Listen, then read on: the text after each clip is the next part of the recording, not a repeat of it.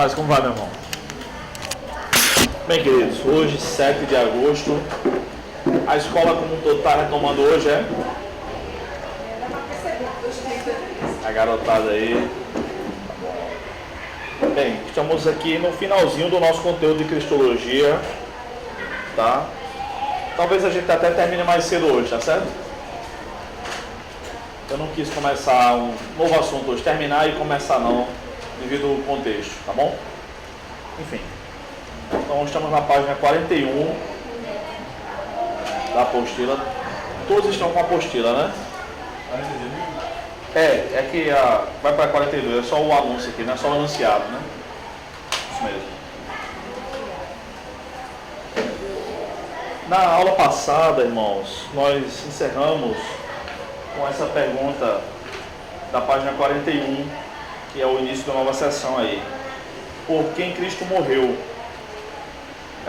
Nós já vimos sobre a chegada do Messias, vimos sobre as questões heréticas sobre Jesus, as opiniões que levaram à heresia, vimos sobre a humanidade de Jesus, sobre a divindade também, sobre o ministério, os ofícios de Jesus, sobre o que significa a sua morte e ressurreição, e essas palavras com... Está no templo. No templo.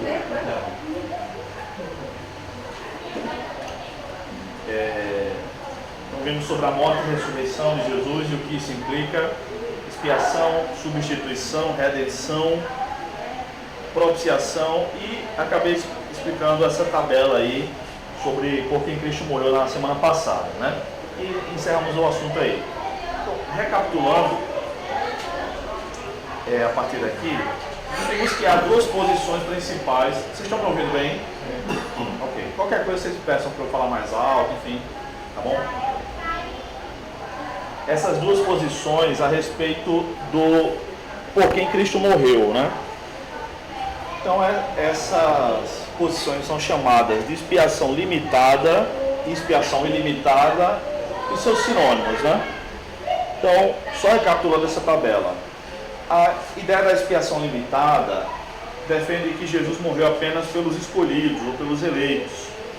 Essa posição é adotada pelos calvinistas. E, de maneira geral, pode haver alguma variação aí, mas de maneira geral, eles acreditam que só serão salvos aqueles por quem Jesus morreu. Então, Jesus morreu por um grupo específico entre a humanidade, não pela humanidade inteira, tá? É bom também salientar que não há certeza se essa era a ideia do próprio João Calvino. Então, até tem textos que vocês podem encontrar na internet com um tema, com um título provocativo, mais ou menos assim: João Calvino não era calvinista, ou algo do tipo, porque essa ideia não está clara na sua literatura.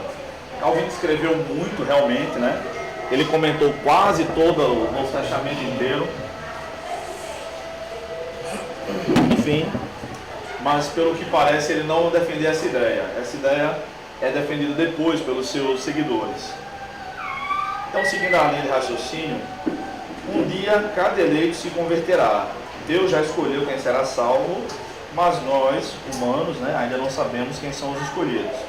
E como consequência, quem não foi escolhido por Deus jamais crerá em Cristo. Então é impossível, de acordo com essa visão, que alguém que não foi escolhido por Deus um dia se arrependa, se converta. Não, isso é impossível. A outra posição, que é chamada, eu coloquei expiação universal, para não colocar expiação ilimitada, porque são termos muito parecidos, para que não houvesse confusão. Você tem que dizer o que? Limitado ou ilimitado? Então botei limitada e universal, tá bom? Então nessa ideia aqui de expiação universal, Jesus morreu por todos os homens. O próprio Armínio escreveu o seguinte: Jesus morreu por todos e cada um dos homens, tá? Na ideia que é redundante, é só para dar ênfase mesmo. É muito comum ver teólogos arminianos repetindo essa frase, tanto falando como escrevendo. Jesus morreu por todos e cada um dos homens. Não é a mesma coisa? É a mesma coisa. Tá bom? Foi só uma ênfase que ele quis dar. Essa ideia é defendida por arminianos e wesleyanos. Os wesleyanos, irmãos, são aqueles que concordam com John Wesley, aquele avivalista do século XVIII da Inglaterra. John Wesley era arminiano também, não é um novo rumo, isso aqui não é uma nova posição, isso aqui é uma derivação do arminianismo. Então, ele tem algumas ideias diferentes, um pouco diferentes, mas no geral é a mesma coisa. Então, o pessoal que defende a expiação universal diz o seguinte, que qualquer ser humano pode ser salvo, contanto que crê em Cristo, porque eles acreditam que Jesus morreu por todos. Estamos na página 41. Hã? Não, a tabela. Jogue 42 no bicho, já é a segunda vez. Tá? E por consequência, Deus não escolheu incondicionalmente ninguém para a salvação nem para a perdição. Mas a pessoa recebe ou não recebe a salvação, tá bom? Então, os dois grupos, irmãos, isso aqui eu estou só recapitulando, já viu semana passada. Então, os dois grupos utilizam passagens bíblicas para justificar suas ideias. E é isso que nós vamos ver hoje, tá? Então, começando pelos calvinistas, coloquei aqui principais passagens utilizadas pelos calvinistas sobre a expiação limitada. De onde é que eles tiram isso, né? Oi. Eu faltei a aula passada. Foi comentado o que seria expiação aqui na boca? Foi, antes, página 40, página 39. Poderia repetir? Posso, claro. Vamos ver. Página 40, letra A.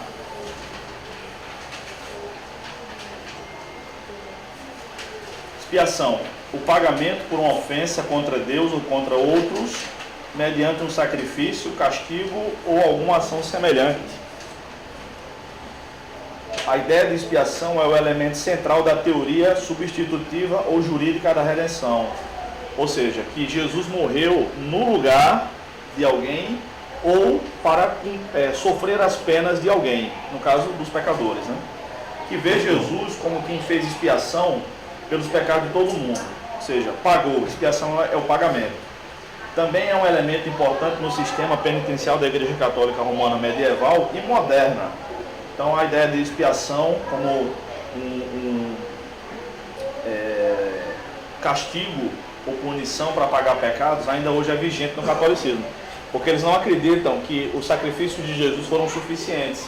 Então, a missa, na teologia católica, aquela cerimônia, culto, como eles chamam a missa, né, é um sacrifício. Na teologia católica, cada vez que uma missa é celebrada, Jesus está sendo sacrificado novamente, tá bom? Eles pensam dessa maneira. Inclusive tem uma história cômica, né, que eu não contei semana passada, que uma mulher era esposa de um homem muito católico e ele morreu e ela começou a pagar missa, porque as missas são pagas, né? A missa de o batismo, primeira comunhão, essas coisas todas, né? Eu fiz primeira comunhão, cheguei a fazer primeira comunhão. Então ele morreu, o marido dela morreu e supostamente foi para o purgatório, que é aquele lugar intermediário. E ela pagando missa todo mês. Quando deu 2 anos, ela foi lá falar com o padre. E disse: seu padre, já faz 2 anos que eu pago missa para celebrar missa para tirar meu marido do purgatório e tal. E ele não era tão ruim assim. Será que ele não já saiu do purgatório? O padre fingiu estar entrando em êxtase e disse: estou vendo, fulana de tal, um anjo forte indo agora até o purgatório, pegando seu marido pelos cabelos e levando para o céu.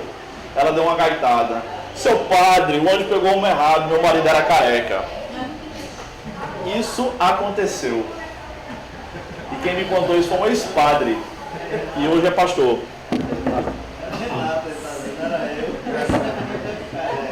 Podia ser junto também. Quem? Pegar então, cara. Bem, então a ideia de expiação, Diego, é essa, de um pagamento pelos pecados, tá? Então vamos lá, principais passagens utilizadas pelos calvinistas sobre a expiação limitada. Eu coloquei só algumas, gente, tá? Dos dois lados, porque são muitas passagens. Então Isaías 53:8, eu destaquei dos dois lados, né, nas duas posições, com uma a parte sublinhada aí, tá? Porque nem sempre a leitura fica clara. Aquela questão que você fala da produção deles não tem alguma coisa a ver com. Eu já vi alguns filmes da prática deles unirem as pegadas, tinha a ver com essa questão do pagamento, da expiação, que eles entendem ou não tem nada a ver? Tem. Estava pensando exatamente isso que você Não estava existe. do nosso flagelo, né? Não conheço muito os católicos, mas já vi em vários filmes a questão do Tem uns que dá aquela chicotada no negócio, tem um que usa aquela corrente na perna, mas Então, os discípulos se ficam bem. Coloca o braço na É nessa perspectiva do pagamento dos pecados também? Só que esses aí são grupos extremistas católicos, né? Tá dando para enxergar daí? Opus Dei, certo? A Opus Dei é uma sociedade secreta católica. Tem uma entrevista de Roberto Cabrini, foi a melhor entrevista que eu já vi sobre a Opus Dei, tá? Vale muito a pena dar uma olhada na entrevista dele. Cabrini, né, dispensa comentário, né? E esses grupos mais severos, eles acreditam que machucando o próprio corpo, castigando o próprio corpo, receberão o perdão divino, né? E a ideia é a mortificação da carne. Quando eles leem algo semelhante na Bíblia, eles pensam que isso deve ser feito sempre literalmente, né? Sempre literalmente, tá? Nem sempre é literalmente, né? Por exemplo, no Sermão do Monte, Jesus disse assim: se teu olho fizer pecar, arranque e joga ele fora, né? Jesus não espera que ninguém arranque o olho, né? Ele está colocando uma ideia hiperbólica para que a gente tenha consciência da gravidade da coisa, tá bom? Na verdade, tem um pastor, Carlos Queiroz, se não me engano, o nome dele, escreveu aquele livro, Ser é o Bastante, não lembro exatamente o nome dele, tá? Um pastor lá de Fortaleza, que ele disse, não, que aquilo é literal. Hã? É a nossa proposta de hora de formação da igreja. É? Pronto, no livro dele, ele defende que é um que vai pregar de sandália. No livro dele, ele diz que isso é literal. Tá de brincadeira, né, Carlos Queiroz? Nesse caso aí do flagelo, ele está anulando a expressão de Jesus fez. Tá, mas a missa também tá. Né? A missa também tá. O purgatório também tá. Tudo está. Quando a gente confia no na nossa própria suficiência para ser salvo, também tá. Entendeu? Fala Ok? de escritor, né? Hã? É falha de escritor. Fala de quê? De escritor, Como assim? tem que fazer isso no livro. Sim, claro, né? Só Jesus que não erra. Porque nas palestras lá no Cepal, o xará. Não estou dizendo que eu estou o desqualificando por isso, não. Estou falando só dessa questão. Eu li o livro é bom.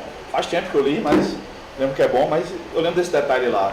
Porque ficou gravado porque eu digo, não, isso aqui não é, né? Vamos lá.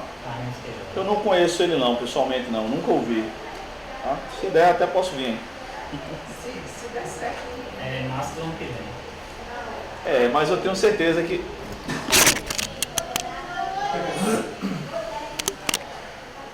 Receberam a bênção, irmãos? Amém? Malandro, mané. Vamos lá, é do poeta. Bem, então essas aqui são algumas, tá? Recapitulando, das principais passagens usadas pelos calvinistas inicialmente para defender a ideia de que Jesus não morreu por todas as pessoas, não morreu apenas pelos eleitos, né? Isaías 53:8 foi levado por juiz opressor e a sua descendência, quem a considerou? Pois ele foi tirado da terra dos viventes, ferido por causa da transgressão do meu povo. Então, geralmente os calvinistas vão dizer, tá vendo aí? Ferido pela transgressão do meu povo, não do mundo todo. Ok? Mais à frente, no mesmo capítulo. Ele verá o fruto, é Jesus, né? Ele verá o fruto do trabalho de sua alma e ficará satisfeito com o seu conhecimento. O meu servo justificará a muitos e levará sobre si as maldades deles. Então o argumento é, tá vendo? Ele vai justificar, a ideia de justificação pela fé, né? Salvar a muitos, não a todos. Mateus 20:28. A exemplo do Filho do Homem, e também Marcos 10:45 é mais lembrado, tá? Não sei porque eu botei Mateus. Bem, que é essa mesma passagem aqui. Que não veio para ser servido, mas para servir e para dar a vida em resgate de muitos. Não é? O argumento é o mesmo, né? Resgate de muitos, não resgate de todos. Mais à frente, Mateus também, na hora da ceia. Foi naquela hora que estava sendo tirada a foto da Santa Ceia. Estava todo mundo mesmo lá da mesa, com as pernas debaixo da cadeira, que não era a mesa usada na época, né? E aí Jesus teria dito o seguinte, disse, tomando um cálice, tomando um cálice, rendeu graças e o deu a eles, dizendo, bebei dele todos, pois isto é o meu sangue, o sangue da aliança, derramado em favor de muitos, para perdão dos pecados, não em favor de todos, em favor de muitos. Tá bom? Hebreus 9, 28, a gente lembra muito do 27, para combater o espiritismo, né? Porque aos homens está ordenado morrer uma só vez, depois disso segue-se o juízo, assim também Cristo, oferecendo-se uma só vez para levar os pecados. Está difícil, é isso. Para levar os pecados de muitos, aparecerá a segunda vez, não por causa do pecado, mas para a salvação dos que esperam por ele. Então, ele se ofereceu uma vez só para levar os pecados de muitos. Não foi de todos, está vendo aí? Eu estou falando como geralmente os irmãos falam, tá bom? Mateus 1, 21. Ele não, né? Isso aí jamais. Ela dará à luz um filho, a quem darás o nome de Jesus, porque ele salvará seu povo dos seus pecados. Não, mas não vai salvar o mundo todo. O que é que diz o texto? O seu povo.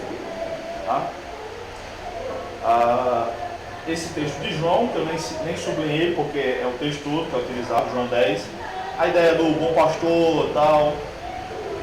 Eu sou bom pastor, conheço as minhas ovelhas, elas me conhecem, assim como o Pai me conhece e eu conheço o Pai. E dou a minha vida pelas ovelhas. Então não é só essa última parte que é utilizada não, tá? Eu dou a minha vida pelas ovelhas. Mas essa ideia de que quem for uma ovelha escolhida, um dia vai vir para o pastoreio de Jesus, tá? Então, eu sou bom pastor, conheço as minhas ovelhas, elas me conhecem. Nesse texto também, de João 10, tem um versículo que diz mais ou menos isso, né? As minhas ovelhas ouvem a minha voz e me seguem. Então, geralmente essa passagem é interpretada pelos calvinistas da seguinte maneira. Está vendo aí? As ovelhas de Jesus, que ele está falando aí, são os eleitos que ainda não são salvos. E aí, quando escutam a voz do Senhor pela pregação, elas virão para Cristo e tudo mais. Os irmãos estão compreendendo? Quando não tá? Quando não bota essa cara assim. É a mesma coisa, mas eu só estou falando de um argumento aqui. Do lado arminiano também, é o mesmo argumento, tá? E por último, né, tem muitas outras passagens, tá bom? Atos 20 e 28 diz assim: portanto, tende cuidado de vós mesmos e de todo o rebanho sobre o qual o Espírito Santo nos constituiu bispos, para pastoreardes a igreja de Deus que ele comprou com o próprio sangue. Então Jesus, ou Deus, comprou a igreja com o próprio sangue. Ele não comprou o mundo todo, nem comprou os incrédulos, comprou a igreja. Enfim, tá bom? Então, de maneira geral, são essas passagens. Alguma pergunta, alguma questão, irmãos? Só nessa parte aqui que eu disse. Boa tarde, irmão. Exemplo do Filho do Homem que não veio para ser servido, mas para servir da vida e resgate de muitos. Ele trabalhou com 12, ele escolheu os 12. Sim. Foi escolhido por ele? Foi. Mas teve um que rebelou-se. Sim. Então, do mesmo jeito, o povo, foi todo mundo escolhido por ele. Só que no meio daquele povo não vai ter todo mundo, de muitos. Só aqueles que creem no Senhor. Mas a escolha, eu creio, quando não creio, ele veio para salvar a vida de todos. Só que no meio daquele povo, acabou aquela? Só muitos, alguns que você. Tanto é que diz assim, muitos são escolhidos. Aliás, não são chamados, mas poucos escolhidos.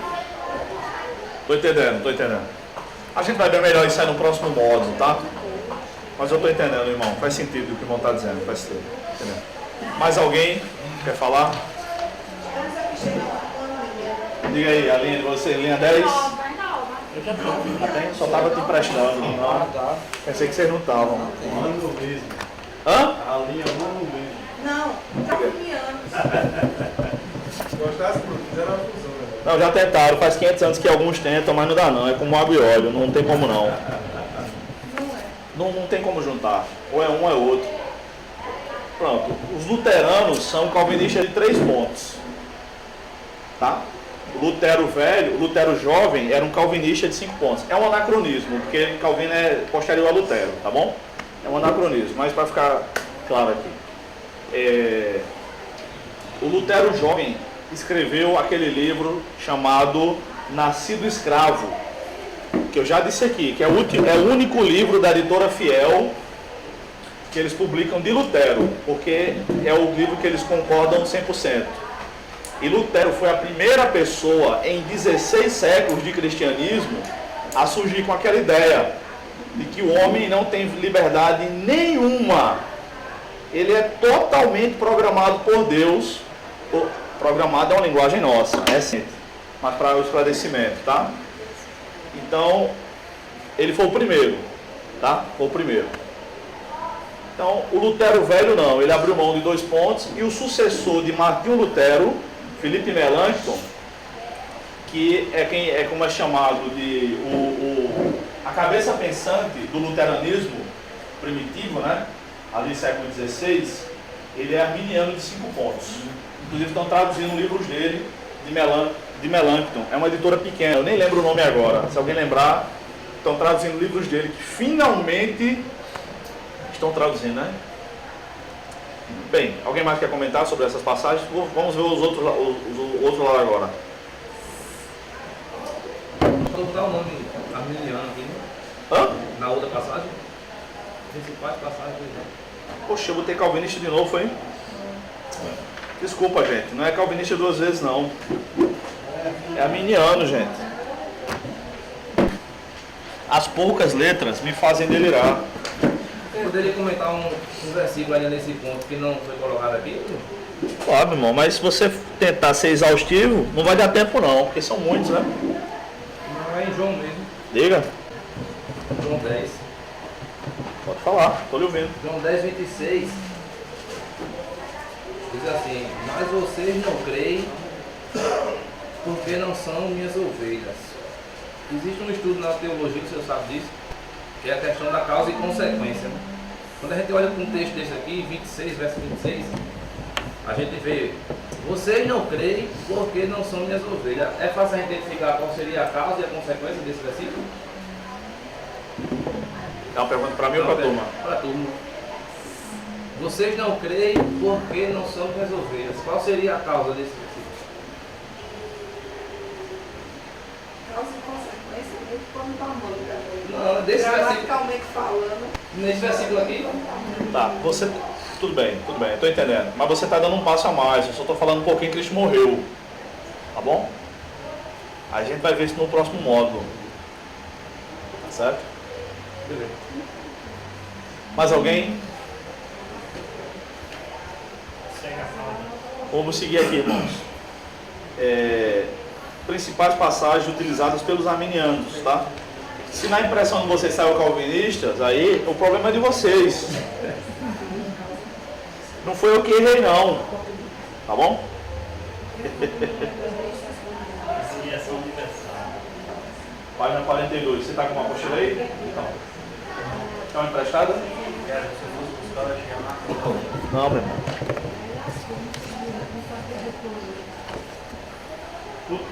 42.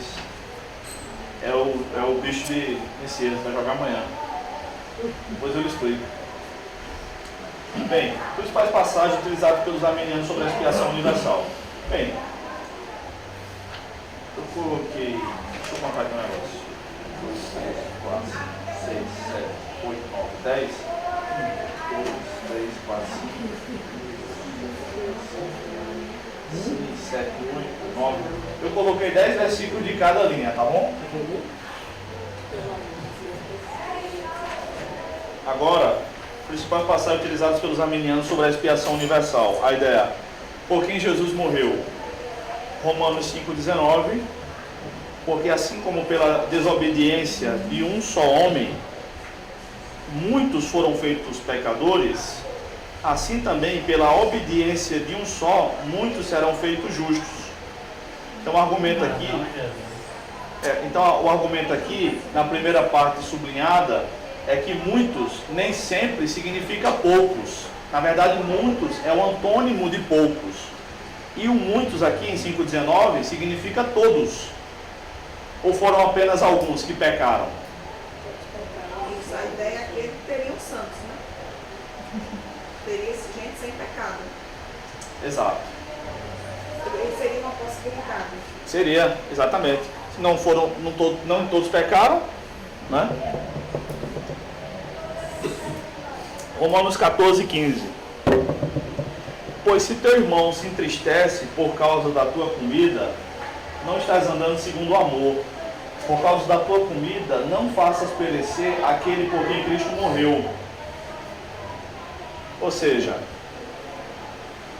por quem foi que Cristo morreu? Por aquele que até se escandaliza, né? O contexto aqui era de comida, né? Porque os judeus têm muitas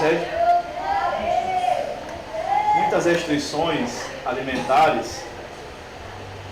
Então, se eles estão escandalizando outras pessoas, estão escandalizando também pessoas por quem Cristo morreu. E aí eles deveriam evitar isso aí. Tá? Hoje em dia, a polêmica é sobre o que pode beber ou ouvir, né? No primeiro século, dependendo do contexto da igreja e tal, chegue lá numa igreja Assembleia de Deus e diga que você pode ouvir qualquer tipo de música. Roberto Carlos, por exemplo. Você não pode falar isso lá, porque você vai escandalizar os irmãos, por quem Cristo morreu. Mas aqui, se eu falar, vocês não vão se escandalizar, não? Se falar, eu também não vou falar, se escandalizar. Eu só vou ouvir no carro, então. Tá bom? Eu acho que a coisa tem que ter muito cuidado com isso, que tem muita gente que prega pretexto para entrar também no escândalo. Né? Como assim, Varão? Se envolver com os escandalizando. Então isso aí não pode jogar meu irmão que está escandalizando, porque a própria Bíblia está dizendo que eu não posso, eu tenho que ver o que ele conta, fazer o que ele faz. Mas aí foi falar na aula anterior, né, que os caras que fazem tatuagem hoje e na coisa de Jesus tem escrito, reduzir, mas aí ele não diz que tem que evangelizar muito, a Bíblia não manda, então que ele faz isso. Ah, tô entendendo. Os caras só se apegam ao que querem. É um caso disso aí. Entendi. Bem, vamos passar para outro texto. 1 João 2,2. Ele é a propiciação pelos nossos pecados, e não somente pelos nossos, mas pelos pecados de todo mundo. Manu, presta atenção, mano. Então, esses pecados aqui, Jesus não morreu, esse é o argumento que os irmãos utilizam, pelos pecados de alguns, mas pelos pecados do mundo todo. Hebreus 2,9. Vemos, porém, Jesus, que foi feito um pouco menor que os anjos, coroado de glória e honra, por causa do sofrimento da morte, para que, pela graça de Deus, sofresse em favor de todos. Então, a ideia é que ele não sofreu ou expiou os pecados de alguns, ou muitos, né? Mas de todos. 1 Timóteo 2,6. Ele se entregou. No final vou fazer um contraponto a cada um desses pontos aqui, tá? Só estou explicando por enquanto. Ele se entregou por resgate por todos, para servir de testemunho a seu próprio tempo. Então, esse texto de 1 Timóteo também é muito utilizado antes do versículo 4, que diz que Deus deseja, 3 e 4, né? Deseja salvar todos e tal. E aí Paulo segue dizendo, o qual se entregou por resgate por todos. Então Jesus teria morrido por todos. 1 Coríntios 15, 22, na última página. Pois assim como em Adão todos morrem, do mesmo modo, em Cristo, todos serão vivificados. Esse texto não está dizendo que todo mundo vai ser salvo. Claro que não. Mas assim como em Adão todos estão caídos, em Cristo todos podem vir a crer. Essa é a ideia. Pelo menos a interpretação que os irmãos fazem, tá? Então ele está dizendo em Cristo. Em Cristo, em Cristo. Segundo aos Coríntios 5, 14 e 15. Pois o que nos motiva é o amor de Cristo, porque concluímos que se um morreu por todos, logo todos morreram. Se concluímos se um morreu por todos, e ele morreu por todos, para que os que vivem não vivam mais para si mesmos, mas para aquele que por eles morreu e ressuscitou. Bem, deixa claro qual é a ideia aí, tá? Tito 2,11, porque a graça de Deus se manifestou, trazendo salvação a todos os homens. E aí não tem como dizer que esse texto, não, aqui é a igreja, não. Quiser retraduzir do grego, fica à vontade. Aqui não tem como não, tá bom? A graça de Deus é o próprio Jesus, né? João 14 diz que Jesus é cheio de graça. Então, o próprio Jesus é a maior manifestação da graça divina. Então esse texto está falando sobre Jesus. Porque a graça de Deus se manifestou, ou seja, Jesus trazendo salvação a todos os homens. Último texto que eu quis relacionar, porque aqui também nessa visão são muitas passagens. Essas listas aqui não são exaustivas de maneira alguma. Diz o seguinte, 1 Timóteo 4,10. Pois é por isso que trabalhamos e lutamos, porque temos colocado nossa esperança no Deus vivo, o Salvador de todos os homens, especialmente dos que creem. Tá bom? Então, essa é a ideia. Os irmãos arminianos usam geralmente esses textos para dizer que Jesus morreu por todos. A expiação foi em favor de todos os homens, não apenas de alguns escolhidos.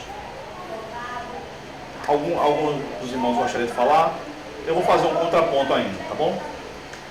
Antes de concluir. Mas sobre essas passagens, alguém gostaria de falar? A irmã Izete?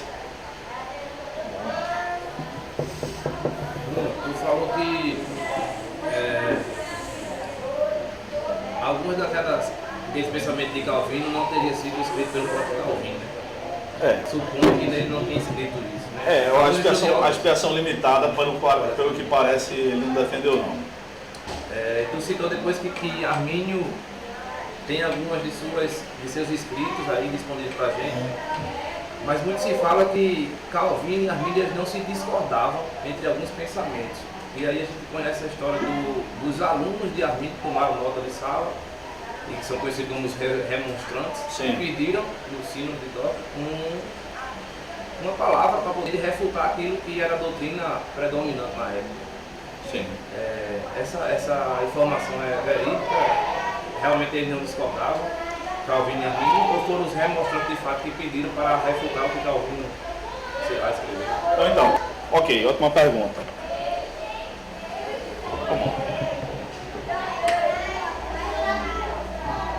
Na Holanda do século XVI, havia polarização teológica. Tá? De um lado estavam os remonstrantes.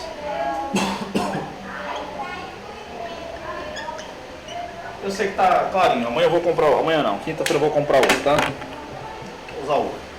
E houve a remonstrância, que foi um evento teológico, uma conferência, um sínodo para elaborar o que hoje é chamado de 5 pontos do arminianismo. E houve um sínodo na outra apostila, vou falar um pouco melhor sobre ela, de Dort. É uma abreviação, tá? Da palavra mais complicada, Dordrecht. Muito chiado, muita frescura, tá? Então veja só, realmente Armínio não conheceu Calvino, tá? Eles não se conheceram nele. Armínio estudou em Basileia e estudou em Genebra. E ele foi aluno em Genebra de Teodoro Beza.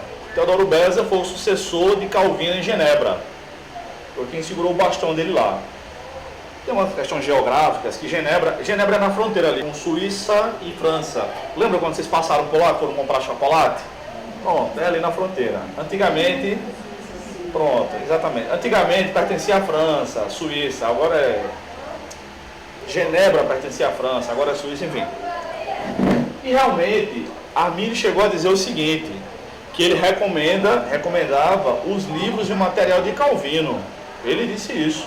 O Armínio jovem disse isso.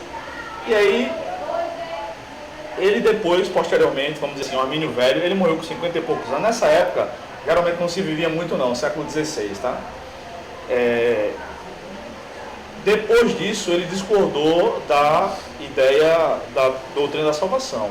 E muitas outras coisas, tá? Muitas outras coisas.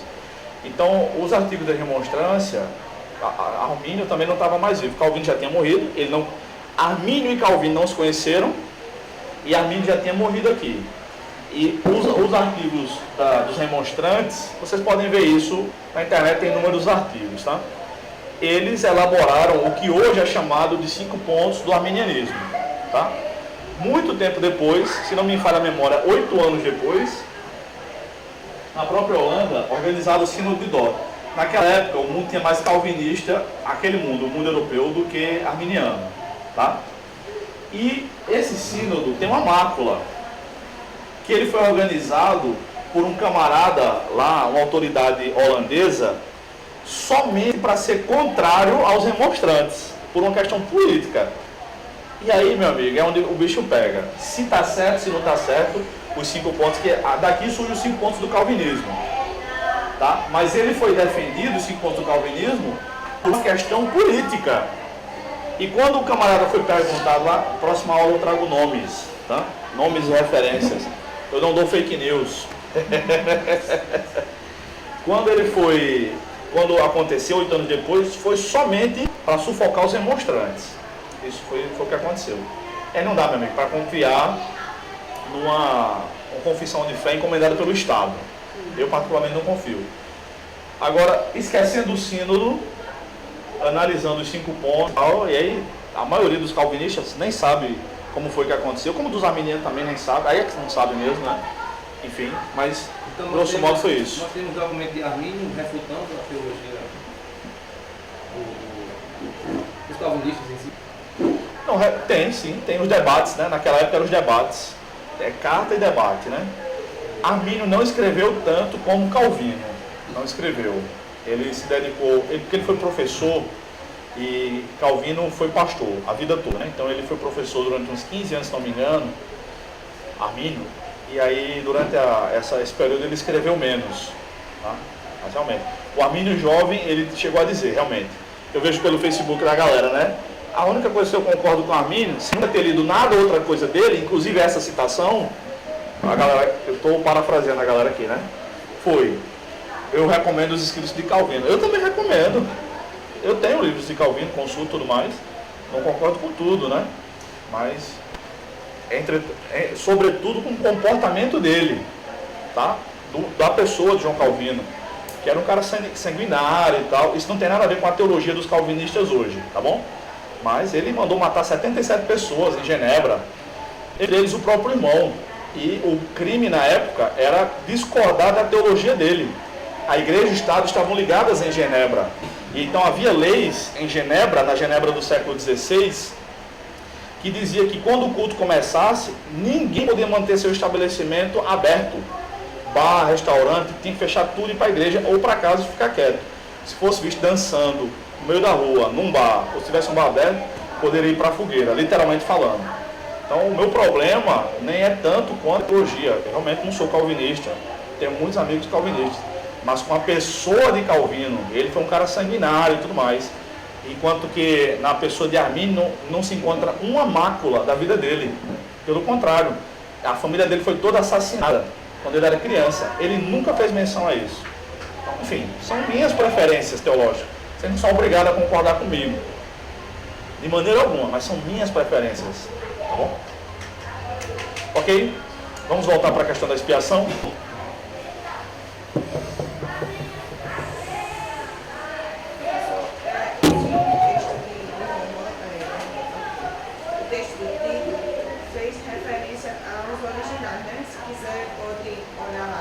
Os outros também.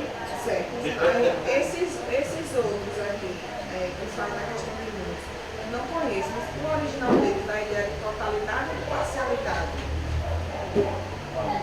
Vai depender do contexto, tá? Vai depender do contexto.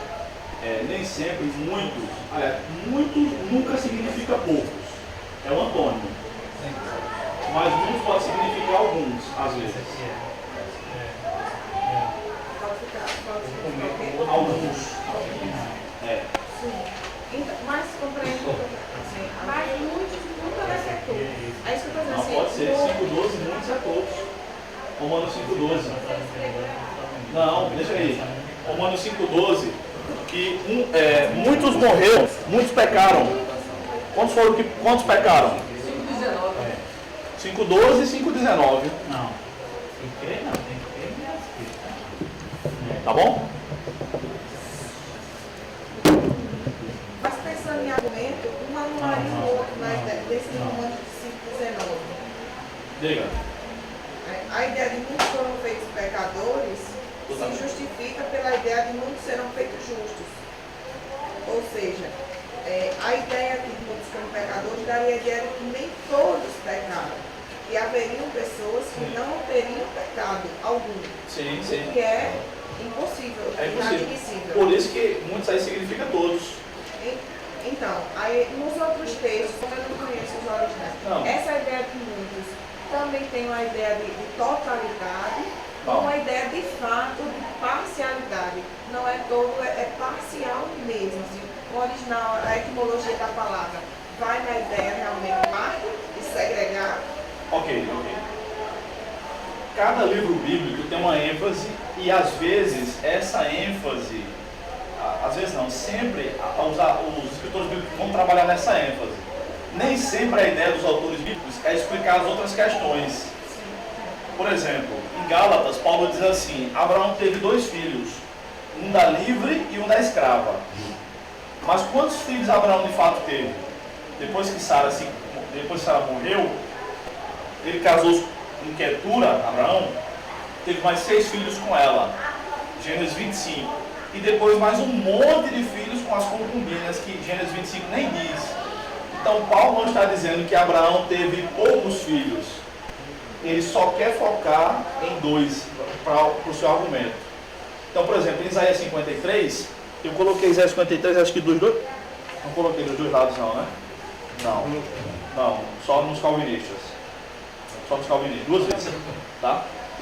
Tem texto que ele vai falar para o seu povo e tudo mais, porque ele não está dizendo foi para o seu povo e não para os outros, mas foi primeiramente para o povo.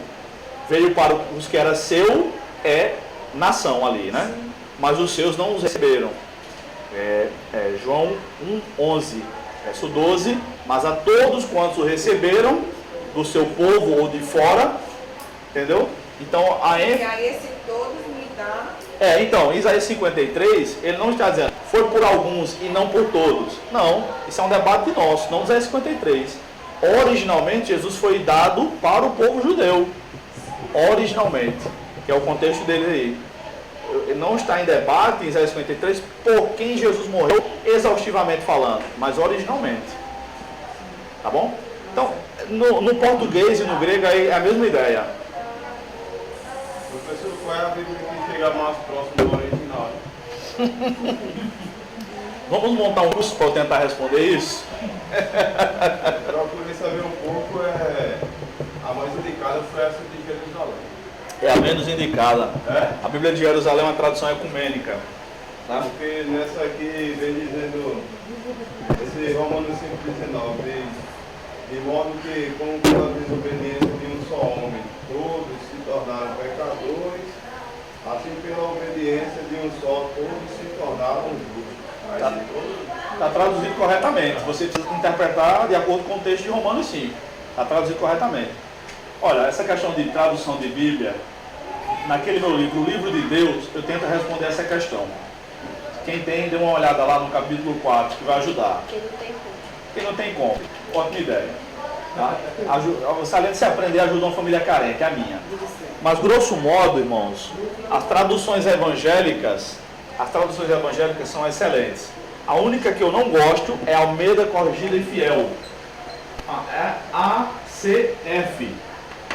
Eu nem gosto dela, nem do pessoal que defende ela exaustivamente, que é um pessoal geralmente chato e diz, não, só essa presta, as outras não prestam. Entendeu? Essa tradução, não tem um problema com a tradução, mas com o método, que eles traduzem palavra a palavra, e a ideia deles é, quanto mais literal a tradução, melhor. Tudo bem, meu filho, se você consegue entender a cultura, a geografia, uso e costume do povo de Israel do primeiro século, nem precisa traduzir, lê logo em grego.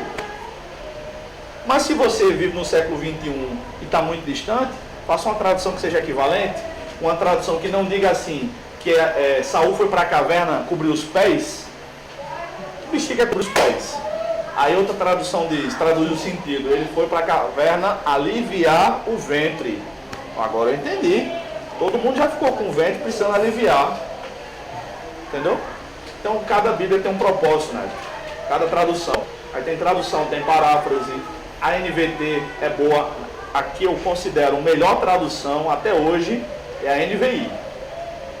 A NVI mata pau, meu amigo. Quando você vê no texto lá, grego, no Novo Testamento, que é o que eu mais uso, do hebraico também, mas o texto do Novo Testamento, quando você vê, qual é a ideia? Quando você vê a NVI, você diz, matou a pau. Mas a que eu mais uso é a Almeida 21. É a que eu mais uso para dar aula, para leitura também, porque o texto de Almeida é um texto clássico em português, né? E essa tradução é boa também. Agora, a melhor coisa a fazer é comparar as traduções. Ou seja, comprar várias Bíblias. Ou ler online, né? Para você... Por exemplo, essa aqui é Almeida 21, o texto de Efésios 5,18, foi num retiro dessa igreja aqui, acho que ano passado, que eu falei sobre ser cheio do Espírito, num sítio lá para dentro aí.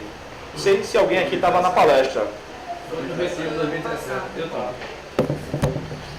A única versão que traduzia corretamente Efésios 5,18 na época, que a NVT não tinha saído ainda, não sei se tinha, não tinha, era a NVI, porque não vos embriagueis com o Espírito, no qual há dissolução, essa parte está certa, mas enchei-vos do Espírito, não é enchei-vos do Espírito, nem é deixem-se, é sejam cheios. A gente só sofre ação, a gente nem faz e sofre, a gente só recebe. Sejam cheios. É só Deus que opera aí. Tá? Faz toda a diferença. Claro que faz. Bem, ô Bruno, pegando o gancho que o Mano falou sobre Romanos 5,19, eu acredito que o mais importante para a gente compreender o texto é aquilo que a gente já conhece, utilizando o seu contexto, né? Claro. Se debruçando sobre o seu contexto. Quando o Paulo está falando, chegando a Romanos 5, por exemplo, ele está descrevendo a condição do homem. Sim. Ele vem do 1, do 2, do 3, ele chega lá dizendo que não há quem busque, todos pecaram. Sim. E quando ele chega no 5, ele diz que porque assim, como pela desobediência de um só homem, muitos foram feitos pecadores, assim como todos não pode ser interpretado como todos de forma literal, o muitos, na minha visão, também não pode ser considerado como de forma literal sempre. Não pode. Muitos aí é todos. Muitos aqui é todos. Mas o que é que eu creio? É que a segunda parte, o muito não pode ser considerado como todos, porque senão todos vão ser salvos. Não, então, mas pegando o seu próprio argumento, esse versículo aí é um versículo, ou o 12,19. No parágrafo, ele vai explicar que só é salvo, todo mundo é pecador, mas só é salvo quem crê em Cristo. Tá bom? Porque esse versículo aqui, não sei se vocês conhecem, é uma base para os universalistas. É esse também. Esse é forte dos universalistas. Ele, pelo fato de pecar ter entrado por Adão, e todos nós somos pecadores por conta dele, é por conta de Cristo também que todo ser humano vai ser salvo. E se todo ser humano vai ser salvo, ninguém vai ser condenado, ninguém vai para o inferno. Então isso é, na teologia, isso é uma heresia. Claro que é, claro que é. Então assim, na minha visão, por muitos ele nunca pode ser interpretado literalmente como literal como muitos, nem todos como todos. Eu me lembrei de uma semana passada, Renato, a gente estava no grupo e a gente comentou sobre o ensino da Cidade Viva, da escola Cidade Viva, do seu filho. Aí a gente Qualquer diz assim, processo, não sou eu não, professor não, tá? não vou falar de mal não, não pelo contrário, ele vem. A gente comentou do ensino lá, que é uma maravilha, que é muito bom e tal. E aí, São Marão, que é um amigo da gente aqui, diz assim, todo mundo queria seu filho estudando lá na Cidade Viva. Então se a gente interpretar todo mundo e todo ser humano quiser estudar na Cidade Viva, como forma literal e não coloquial, a gente vai entrar no erro grave. Não, tá claro essa ideia, entendi. Não, todo mundo concorda com você nessa questão. Todo mundo está aqui. Porque se for pegar todo mundo do universo, é pronto. Ok, Aí fora as pernas. Bem, então, irmãos, veja só. Essa é uma das questões que os nossos pressupostos vão determinar a nossa interpretação. Não existe interpretação neutra. Não existe interpretação neutra. Nem Tá. tradução. Não, claro que não. Nem pesquisa, nem nada. Nada é neutro. Neutro é um gênero de substantivo em grego, que tem masculino, substantivo e neutro. Tradução. Não há tradução imparcial Não há. Extremamente fidedigna. Não há, claro que não. Ok, irmãos. Bem, particularmente eu acredito que Jesus morreu por todos os homens, tá? Mas esses de maneira geral são os argumentos usados nas duas linhas, tá? Eu não tenho problema nenhum de na evangelização dizer Cristo morreu por ti também e está cometendo um pecado. Eu acredito que estou falando assim, corretamente, de acordo com as Escrituras. Vamos para a conclusão, que não é a conclusão desse ponto, mas é a conclusão de todo o módulo, tá bom? Esse ponto é apenas um do módulo que nós vimos durante essas semanas. Bem, eu digo o seguinte, eu vou já, antes de ler, dizer o seguinte, que nem todos muitos amigos meus não concordaram com algumas afirmações que eu faço aqui na conclusão. Amigos meus, tem um grupo com 4 ex-alunos meus de seminário, onde a gente conversa sobre absolutamente tudo, tá? Somos 3 arminianos e 2 calvinistas. 2 palmeirenses, um São Paulino, um flamenguista e um corintiano. É pela graça, irmão.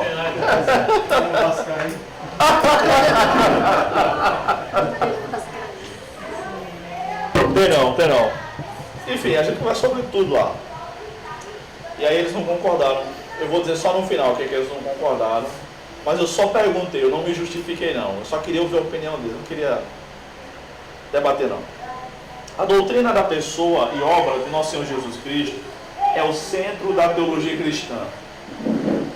Jesus é o principal assunto de toda a Bíblia, de modo que alguém já disse que se quiséssemos resumir toda a mensagem do Antigo Testamento, poderia ser Jesus virá. E se desejássemos fazer o mesmo com a mensagem do Novo Testamento, seria ou poderia ser Jesus veio e voltará.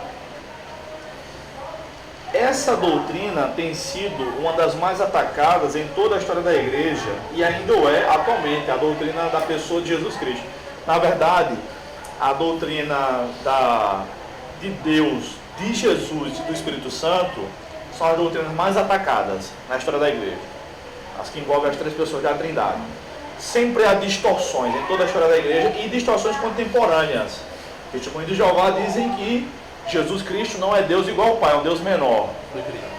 Foi criado por Deus. A visão dele sobre a Trindade é a visão ariana, né? A visão do arianismo. Ário foi um diácono, um antigo, enfim, tudo mais. O Espírito Santo para eles não é uma pessoa, é uma força ativa. Força ativa, meu filho, é se eu pegar um pedaço de cobre e meter nessa tomada aqui, eu vou ver o que é uma força ativa. Força ativa não se entristece. Não vê que são ataques, né? Enfim, as 3 pessoas da Trindade são e as suas respectivas doutrinas, vamos dizer assim, são as doutrinas mais atacadas do cristianismo, de todo o cristianismo, tá bom? A ideia do inimigo é aquela que está escrita nos profetas, né? Ferirei o pastor e as ovelhas se dispersarão. Vamos atacar o centro da teologia cristã e o resto é resto, tá? Segundo parágrafo. Essa doutrina tem sido uma das mais atacadas por toda a história da igreja e ainda é atualmente. Precisamos aprender bem esta doutrina, a doutrina de Cristo. Talvez até com mais afinco do que as demais. Já vou explicar por que eu estou dizendo isso. Para adorar a Deus corretamente, defender nossa fé dos ataques malignos e anunciar o Evangelho de Jesus Cristo a quem vive no engano das heresias, bem como aquelas pessoas que estão sem esperança de vida eterna. Que nosso bendito Salvador nos ajude a conhecê-lo melhor a cada dia e vivemos para a sua honra e glória para todo sempre. Amém. Então eu coloquei no grupo lá com os meninos, com esses meus amigos, o seguinte. Eu disse, olha, eu acredito que a doutrina da cristologia é a doutrina da teologia sistemática mais importante. O que é que vocês acham dessa afirmação? Aí eles disseram, não, todas as doutrinas são importantes. Eu não disse, eu não falei mais nada, só disse obrigado. Tá? Mas eu coloquei assim, a mais importante, porque Jesus Cristo é o centro da Bíblia. Ele é o principal assunto da Bíblia. Então a Bíblia fala sobre Deus Pai, fala sobre o Espírito Santo, claro, fala sobre anjos, sobre pecado, sobre família, sobre missões, sobre tudo isso e muito mais. Sobre sexo, que a gente estava conversando ali antes, tomando a sopinha, né? Que é uma bênção, não só a sopa, como os papos. Na verdade, as aulas podem até deixar saudade no final, mas aquela conversa é o que mais deixa saudade, tá? Pode ter certeza, pode ter certeza. De minha parte é, tá? Bem, por que eu acredito que essa doutrina é mais importante? Porque ela foca no foco da Bíblia, que é Jesus Cristo e a salvação através de Jesus. Tá? Se vocês discordarem de mim, eu vou ser amigo do mesmo jeito de vocês, como eu sou amigo dos meus amigos lá. Mas na minha opinião é a mais importante por causa disso. Toda a mensagem bíblica, nas grandes partes da Bíblia, apontam para Jesus, para o Salvador. Então, naquele meu livro de pregação, que é o que eu lancei há poucos meses, né, tem um capítulo lá, acho que é o 4 ou 5, eu não lembro, que diz assim: devemos pregar sobre Jesus Cristo em cada passagem bíblica. Eu acho que esse foi o último capítulo que eu escrevi. São 21, mas acho que esse foi o último que eu terminei. É pequeno, mas porque eu tinha dúvidas, eu não queria ser infiel, nenhuma parte, né? Mas essa é, eu acho, a mais delicada. Porque a gente tem visto pregadores, professores e tudo mais, e eu perguntei isso no Facebook, perguntei isso no WhatsApp a pastores, teólogos, amigos, e todo mundo respondeu sim. E eu respondi não. E vou dizer por quê. Só uma pessoa, um professor do seminário disse não. E a gente conversou, eu disse, cara, a minha ideia é essa, e a tua? Ele completou, eu até citei no livro lá, que foi o professor Yuri. Por quê? Eu não acredito que todo sermão a gente tem que pregar sobre Jesus. Porque nem todos os versículos da Bíblia falam necessariamente sobre Jesus. Se a gente tiver que defender essa ideia, a gente vai ter que alegorizar inúmeras passagens bíblicas. E alegorizar é colocar uma roupa que não existe na passagem. Alegoria de carnaval não é colocar uma roupa diferente? Alegoria é isso, tá bom? Então, essa ideia foi defendida inicialmente por Martinho Lutero, no século XVI. Eu entendo a posição de Lutero. Ele estava vindo do catolicismo, gente. Ele não tinha as editoras que nós temos hoje, cursos como esse, para ele aprender, ou como que eu fiz no seminário. Ele não tinha internet, era ele e Deus. Ele era um cara genial, inteligente, muitos outros também foram. Sim, era. Mas ele é pecador igual a gente. Esse é o problema que a galera não consegue entender. Quando de vez em quando eu digo, rapaz, eu não concordo com fulano de tal, nesse aspecto aqui. Blasfêmia, né? Eu vejo o cara rasgar a camisa e gritar blasfêmia. Parece que eu discordei do Espírito Santo. Eu discordo mesmo, discordo de propósito. O cara vê como o cara é idólatra. Entendeu? Bota o dedo na ferida e ainda faço assim. Com metiolate que arde, que aquele é que é metiolate de caba macho. O da nossa infância. Bem, ignorâncias à parte. Ignorâncias à parte. Ignorâncias à parte, irmãos. Eu defendi lá naquele livro, de pregação, que na verdade a Bíblia fala sobre Jesus em todas as suas grandes partes. Então o Messias está chegando, o Messias está chegando. E aí vai sendo pintado o quadro sobre ele, como a gente viu na primeira aula. Já estou concluindo, tá? A gente não vai até 9 horas hoje. E por isso que essa é a doutrina mais importante. Porque toda a Bíblia, na minha opinião, porque toda a Bíblia vai convergir para Jesus. Não em toda a palavra que tem na Bíblia, em todo versículo, não. Mas nas grandes seções da Bíblia. Todos os livros da Bíblia apresentam Jesus de alguma forma. Todos os livros. Até Esté, que não fala sobre o nome de Deus, mas vê Deus agindo ali, né?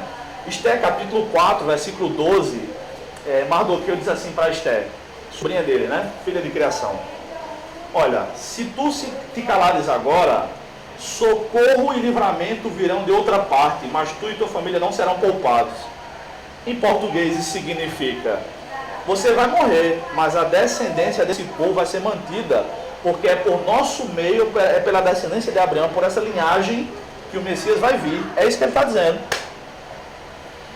Cantares de Salomão do mesmo jeito. Tudo que a gente faz na vida deve ser para a glória de Jesus. É o que Paulo vai explicar lá em Colossenses, inclusive o ato sexual, que deve ser feito dentro do casamento, do matrimônio e tudo mais, que você já sabe como é que a banda toca. Tem alguém solteiro aqui? Só Diego. Só Diego, né? Bem, é por isso que eu digo isso. Concluímos assim o módulo de Cristologia. Diga, Paulo. Sobre essa questão de se pregar Cristo, eu penso assim, que não uma alegoria em si, mas eu acredito que toda mensagem ela deve terminar em Cristo, porque Cristo mesmo não sendo o centro daquela passagem, a gente tem que mostrar aquele pensamento de acordo com os princípios bíblicos. E como você pode falar, que a Bíblia toda, nas grandes partes da Bíblia, ela sempre fala de Cristo. Então, como alegoria, realmente eu acho uma coisa não saudável, mas como um término de mensagem, Conclusão. uma conclusão, mesmo que não fale de Cristo necessariamente o texto, eu acredito que deve se terminar falando de Cristo, porque o ápice da mensagem é sempre terminar falando. Estou entendendo. Mas a gente não vê isso na Escritura. Essa é a questão. A gente só vê isso em livros de homilética recentes. Por exemplo, no Antigo Testamento, a teocentricidade, ou seja, o centro da mensagem é em Deus. O Messias não foi revelado ainda. Ele vai chegar. Mas é suficiente a teocentricidade do Antigo Testamento. Por exemplo, nas pregações de Atos, tem um capítulo meu lá que é sobre é uma análise das pregações em Atos. Analisei todas. Todas elas concluem falando sobre Jesus. Por quê? Porque nenhuma daquelas pregações reflete o dia a dia da igreja. São sermões evangelísticos. E não faz o menor sentido, nem há de supor que, no bom senso, que na igreja cristã do primeiro século, todas as pregações eram evangelísticas. Não eram. Nem deve ser hoje em dia. Então, por isso, eu fundamento meu argumento lá. Tem mais coisas, são 4 ou 5 páginas lá. De modo geral, é isso. Agora só sobre posso fazer mais perguntas? Só sobre a expiação universal que tu falou, particularmente, que acredita que todos os homens são salvos? Não são salvos. Não são salvos. Jesus ser morreu. salvos. Não, nem disse nada disso. Jesus morreu por todos. Sim, Jesus morreu por todos, a expiação universal. Usando um argumento que os arminianos usam muito, a questão da presciência. Sim.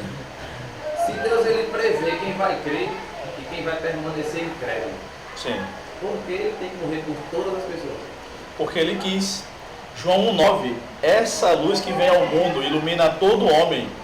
Deus quis que o seu sacrifício, o sacrifício do seu filho, fosse para todo homem, para além de manifestar a sua glória em toda a humanidade, em toda a criação, ter mais critérios para julgar aqueles que não creram. Então a incredulidade não faz parte da expiação de Cristo, não. Como assim? A incredulidade. De quê? Porque Cristo vai morrer por incrédulos também. Mas incrédulos vão para o inferno. Se Cristo não morresse por incrédulos, ele morreria por quem? Mas a fé é um dom de Deus, a fé é um dom do Senhor. Onde é que diz isso na Bíblia? Então da Bíblia.